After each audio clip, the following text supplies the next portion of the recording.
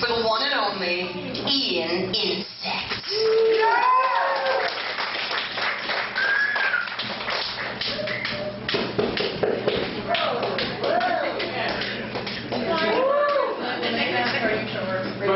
Yep, right here.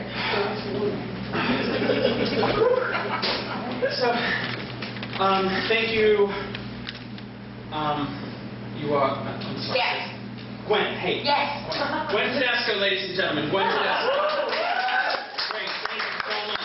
Hey, so no, stand. I brought something for the show and tell that we're gonna do, and it's awesome. No. Let me show you guys. This is so cool. I got this little gadget, and you clip it to you. It's called a pedometer. And when you're out on the street and you're walking around, it's awesome. So you take a look. Okay. And what you do is when you're out on the street, right, you clip it to you anywhere. You know, normally I do my underwear. I mean, that's a pretty safe bet because the whole point behind this device, so I've gathered, is that it tells you there's this little readout and there's this number. I guess it just aggregates like perverted thoughts or something, and so there's like a number. No. Yeah. See, there's a number right there, and it's like it tells you how many pedophiles there are around you, and so you can sort of like adjust. That is pretty neat, right? Well, but you're wrong because that's not what it is. That's actually for exercise, not. Oh, that's weird. What do you mean? It's for people. It's called pedometer, not pedometer. Pedometer, and you clip it to your clothing when you take an exercise walk to know how many. You know, that sounds like pretty convoluted. Yeah. Actually, and I'm going to say something. These sickos, actually, good example here. Real nice. These perverts only come out at night because at the end of every day, the number is so much higher than when I start out, and it's just ridiculous. Yeah, it'll be some like silly high number like 500 or something. Because you don't have a car and you're walking it, and that's why. And I mean, I gotta say something. Number's pretty high right now. So. You were dancing. You ran up. You helped me come up the stairs. It's hysterical. It's not a show and tell show, Ian. It was. I canceled that. It was a mistake. It's just a regular. Do you want to just do the Can we just do the thing then? The thing that we agreed. Mrs. Palfrey, can we do the thing? Junior Varsity, are you here? Okay, cool. Is John McIntyre from Brillobox News here? This is John McIntyre from Pittsburgh News Live reporting on an interesting event in the artsy-fartsy community. There was a Brillobox, there was a place called the Brillobox, one of the more famous hipster bars in Pittsburgh, and I use the term loosely. Something interesting is unfolding in terms of a dance battle. It seems up-and-coming dancers Gab Bonesso and Sarah Palfrey have formed what is called in the artsy-fartsy community a dance crew. And they will now challenge Anna Lee Miller, one of the Abby Lee Miller motherfucker, in one of the giant dance battles. Let's let the pictures tell the story as this unfolds live before our very eyes. Yeah. Listen up. You know what we're saying? We got a tandem now. We got these two motherfuckers right here, and they are dancing their asses off. And when you put them in the same room, that shit is explosive. You know what I'm saying? My man, Big J. When we first came on out here, we were saying it was just about the dance money. Yeah. Now we're saying it's about the television crew. Yeah. It's about Verizon. We're saying it's about Comcast. Yeah. Channel television. And fuck you. Yeah. And we just saying any of you, we say you got what it takes. You think you got the mustard and the mashed potatoes with that gravy on the. You got nothing. And we shout out to all of y'all. You call me Steph, Brillobox, Pittsburgh, 8 p.m. every night. Pardon me, you said they were dancing their asses off. They both appear to have their asses at this moment in time. Yo, I got their asses in check, motherfucker.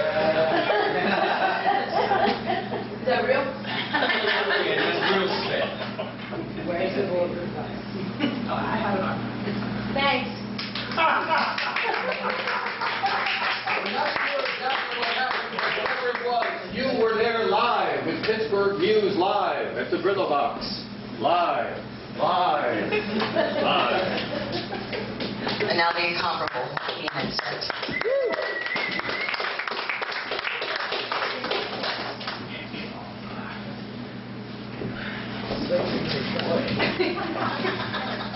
Thanks, Gwen. man. So, I got dumped last night, and... Shut up! You don't have a girlfriend! Well... Beware the Ides of March. Beware the Ides of March.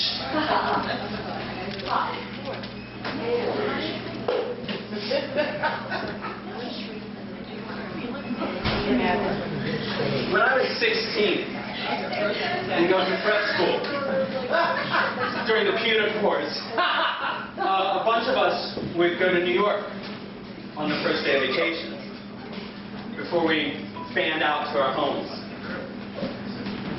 And in the evenings, we would go to this gin mill, owned by the gangster father of one of us.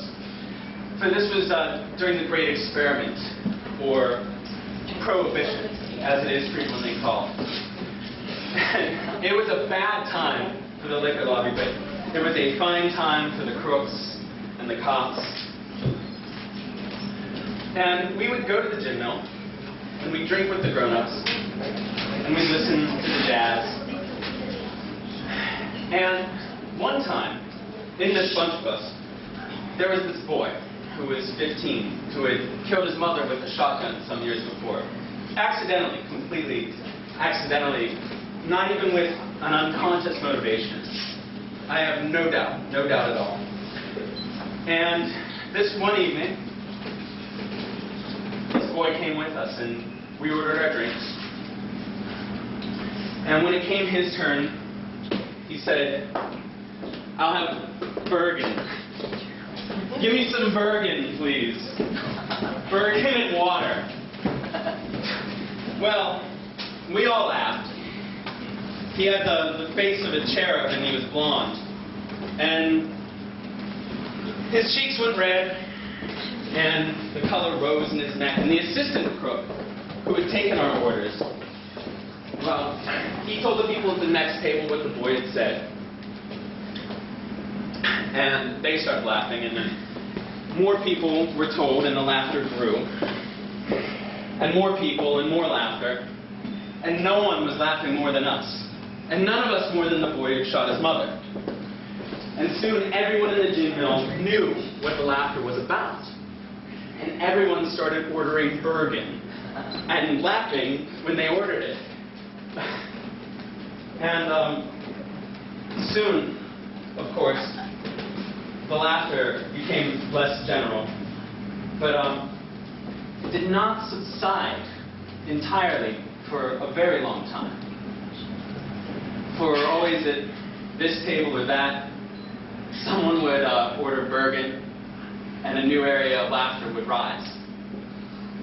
We drank free that night, and we were bought champagne by the management, the gangster father of the one of us. And of course, we suffered the next day, each of us alone, on his train, away from New York. Each of us with a grown-up's hangover. But it was the grandest day of my youth. Hey, happy Women's History Month. In light of Women's History Month, which I believe is occurring tonight, I did want to point out that 72% of my act tonight is being performed by a man. Where are the opportunities for female comics? God. Have you ever vomited so hard that you started laughing?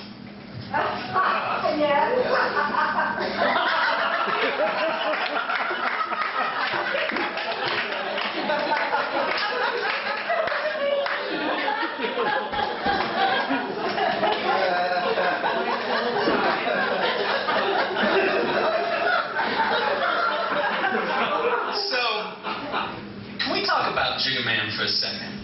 I know it's outdated now. I mean, can we talk about Pova?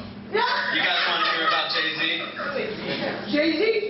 Thank you. And I mean, it's maybe a little bit more about his daughter. Blue Ivy's now a year old, sort of got overshadowed by a bunch of stuff that was going on, and we didn't really talk about it. No one's really talked about it.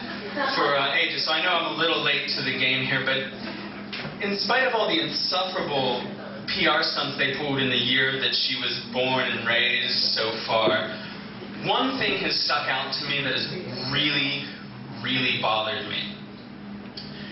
When she was out of the hospital and safe and all that, you know, everyone was certain she was going to live.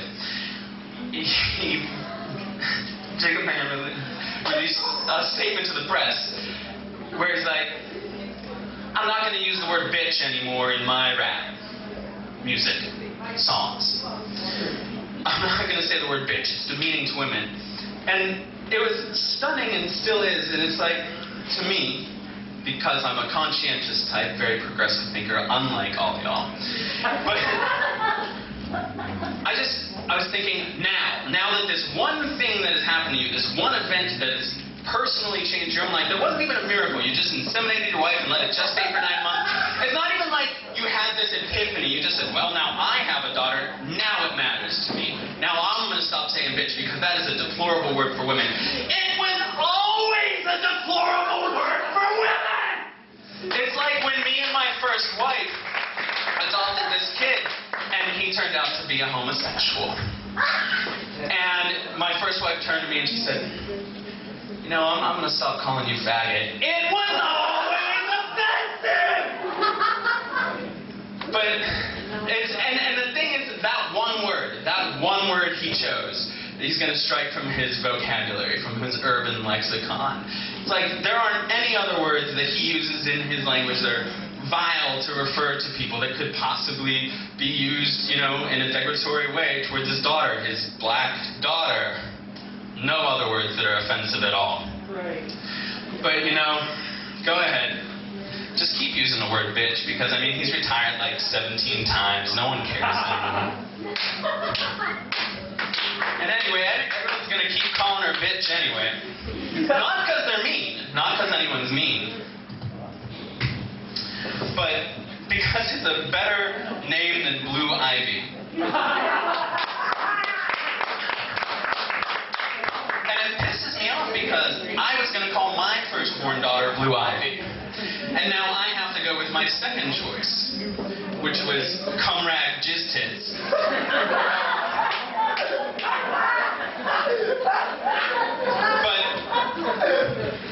But names are always just really ridiculous, and I don't know why everyone's parents, like this new generation of parents, has to name their kids something ridiculously, like, falsely imaginative. Sky is not a name. Chance, not a name. Melody, not a fucking name. Skylar? Thank you so much. You're cutting it really close. No, I'm serious. Really close. Thank you. Are you Skylar? No. Skylar, I'm going to call out everyone's name, say present. But, and I'm not saying that names have to be traditional. I mean, you don't have to be a Christina or a Lindsay or a Joshua. You know, Sigmund, that's an obscure name, but it's a real fucking name. Lazarus, real name. But, and it's a little bit of a rant. The thing that bothers me about names is when it's not even the names themselves, just when people act like that defines them as a person. That I have this weird name, aren't I so interesting? And I was thinking, I met this person just the other day that probably really got me thinking on this. You know, there is a certain procedure when you meet someone. You know, you extend your hand, you seductively caress it, and you exchange names, and you know, depending. Maybe the reason why you're there. If you're at a business meeting, you know, I'm from the Houston office. If you're at a bar, you're like, well, I never go here. My friends drive me out. If you're at an orgy, which is usually the case for me, you know, it's hi, yummy, and I like to have all my holes filled all at once. And, you know, sometimes you even lie and say, oh, it's a pleasure to meet you. But just this person whose name I can't even remember, cannot even remember this person's name, and I tried all day, I swear. Because the story I got right after the introduction, unsolicited, completely voluntary, I was like, hi, I'm Ian, you know, and oh, hi, you know. And instead of pleasure to meet you, any of that bullshit, it was just this story. Oh, my parents made up my name. It was my grandmother's name, and I'm the only person in the country that has that name. And who gives a shit? Like, the nonverbal language is like leaning for like, doesn't that just make me the most interesting person here? No, it makes you so fucking boring that is the most interesting thing you can think of to say about yourself. Not, oh hey, my parents invented key parties. No, it's like, just shut up and go find a dick. It's an orgy. It's time for slam poetry. Hey, who was here 2 months ago? That's one hand. That's it? Well, anyway, this lady who's leaving us right now wrote a poem that I found very inspirational. And I sort of just wanted to write and dedicate this to my inspiration and my future beard. Miss Chrissy Costa, ladies and gentlemen.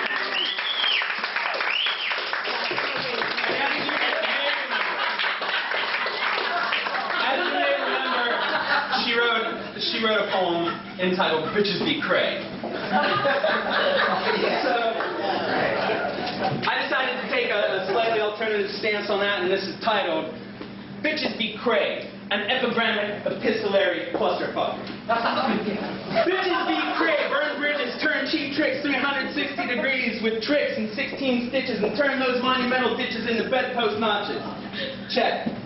Bitches be cray, be insubordinate with unwarranted threats and searches. Without reward, don't delay decisions waiting for permission. Supposition supersedes suspicion, and both are always right. And both are just cause when you're alone. It's never just a casual night. So dethrone the opposition, the pathological peroxide blonde. Be throwing fits teeming from a foggy prerogative. Be cray, mama, cracks. To hell with it. Be stressed, be scared. It's not a crime to want to know their 20, where they sit, who they with, and how they know each other. How long they've known each other, and if they've ever fucked before. And let them know if they get cute, they may get cut. Just ask someone who never fucked up before. Bitches be cray, betray yourselves, belittled by the bigger man. Turn in every drama into a play, into tragedy. Turn in your trauma so they'll stay. That's the strategy. Tear the sky a new hole, crow black and teeming down with tears. Let Ream be finale of R-E-M. Ram your dreams down their craws. What lies between the paper sheets? Pause. What lies? Bitches be cray, unsheath your claws to get it all resolved. Each inch of an itch, even when the law's involved. Responding to the wishes with the biggest riches beneath. Bitches be cray, play with matchstick men. Turn the shouting matches up to 10. Turn parties into arguments and augment vice into momentary verse. Cement the text in place. Full stop. Take wine glasses for spine glasses and turn them on those little lily white lying asses because exposure's the only closure. Be the ones to separate the desperate from the plain pathetic. Sin sympathetically, suffer synthetically in single syntax. Get close range, closer to suffocating in simple context. And rage is all the rage. Form firm from here on out.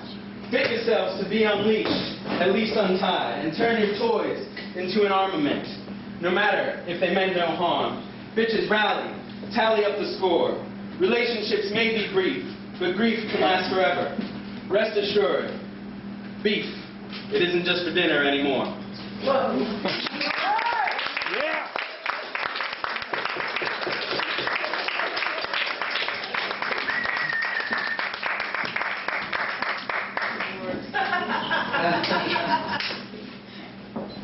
Eat an insect, everybody.